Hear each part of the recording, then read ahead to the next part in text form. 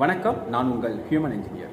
இன்றைக்கி என்ன பார்க்கலாம் அப்படின்னா, எப்படி நம்ம அதிகமான நண்பர்களை பெறுவது, அவர்களை எப்படி கையாள்வது, அந்த டெக்னிக் அதை தான் இன்றைக்கி நம்ம பார்க்க போகிறோம்.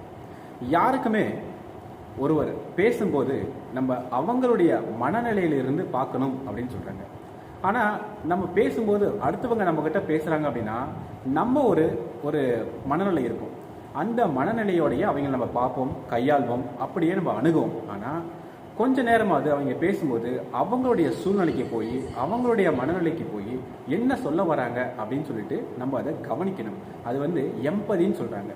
அவங்களுடைய உலகத்துக்கு போய் அவங்க சொல்கிறத நம்ம கவனிக்கணும். அப்படி பண்ணும்போது நம்ம மேலே அவங்களுக்கு ஒரு ஈர்ப்பு ஏற்படும். அதுக்கடுத்து பார்த்தீங்கன்னா, நம்ம எப்போவுமே மற்றவங்களை குறை சொல்லிக்கிட்டே இருப்போம். மாறாக என்கரேஜ் பண்ணணும், அவங்கள பாராட்டணும்.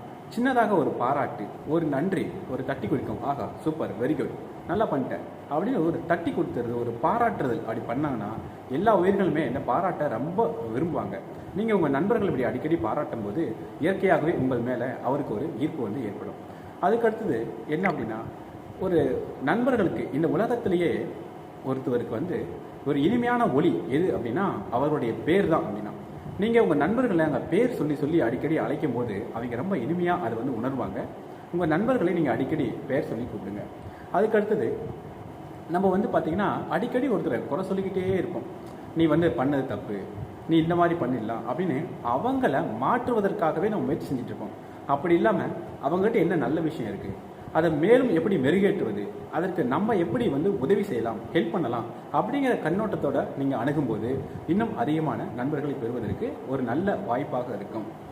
இப்படி நம்ம வேலை செய்கிற அலுவலகங்களாக இருக்கட்டும், இல்லை பணியிடங்களாக இருக்கட்டும், இல்லை பொது வாழ்க்கையாக இருக்கட்டும், நம்மளுடைய ஃபேமிலி குடும்ப உறவுகளாக கூட இருக்கட்டும், இப்படி நம்ம எங்களை அப்ரிசியேஷன் பண்ணுறது, கிரிட்டிசைஸ் பண்ணாமல் இருக்கிறது, அவங்க பேரை சொல்லி கூப்பிடுறது, எம்பதி அவங்க மனநிலையிலிருந்து பார்க்கறது, இப்படி அதுக்கப்புறம் பார்த்தீங்கன்னா லிசனிங் ஸ்கில். நம்ம அடுத்தவங்க ஒருத்தர் சொல்கிறாங்க அப்படின்னா நம்ம என்ன பண்ணுவோம், அடிக்கடி ஒரு ப்ராப்ளத்துக்கான சொல்யூஷன் சொல்கிறதுக்கே முற்படுவோம்.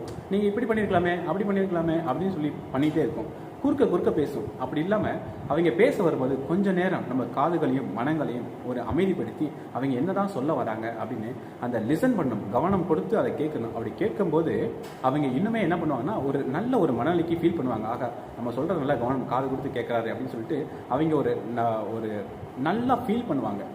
இப்படி நீங்கள் அடுத்தவங்களை பேசும்போது லிசன் பண்ணுறது, அவங்கள பாராட்டுறது, அவங்கள பேர் சொல்லி அழைப்பது, அந்த எம்பதி அவங்களுடைய மனநிலையிலிருந்து அதை பார்க்கறது, அவங்கள குறை சொல்லாமல் அவங்களுக்கு வாழ்வில் முன்னேறுவதற்கு உதவி செய்வது, இப்படிலாம் நீங்கள் பண்ணும்போது பார்த்தீங்கன்னா உங்களை சுற்றி அதிகமான நண்பர்கள் வட்டம் அதிக பெருகும்.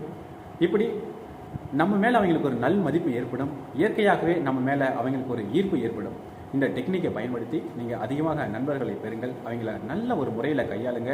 உங்களுடைய வாழ்க்கையிலும் அவர்களுடைய வாழ்க்கையிலும் ஒரு வெற்றி உண்டாகட்டும். வாழ்த்துக்கள்.